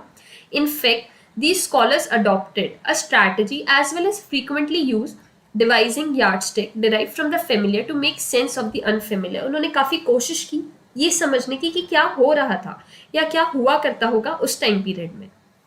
काफ़ी सारी उन्होंने strategies बनाई उस चीज़ को जानने के लिए. Now, if text and image do not match, then what? Consider another problem. एक और प्रॉब्लम थी हिस्टोरियंस के सामने. सपोज आर्ट से कुछ पता चलता है and it often drop on the textual tradition to understand the meaning of sculptures. तो वो टेक्स्ट को पढ़ते हैं उस स्कल्पचर का मीनिंग ढूंढने के लिए. Well there is a certainty, a far more efficiency strategy than comparing images, Indian images with Greek statues. It is not always easy to use. One of the most intriguing examples of this is famous sculpture along a huge surface in Mahabalipuram जो तमिलनाडु में है. जो art historians थे उन्होंने search किया पुराण्स को, उन्होंने identify करने की कोशिश की, उन्होंने अपने ओपिनियंस रखे शार्पली, उन्होंने अपने ओपिनियंस को डिवाइड किया, डिपिक्ट करने की कोशिश की कि उनके जो डिसेंडेंट थे वो कैसे आए. उन्होंने काफ़ी कुछ जानने की कोशिश की through the rocks, through different inscriptions, through epics. उन्होंने सब कुछ पढ़ने का कोशिश किया so that they can come to a conclusion, so that they can find out ki what actually happened at that period of time. So let me read it for you.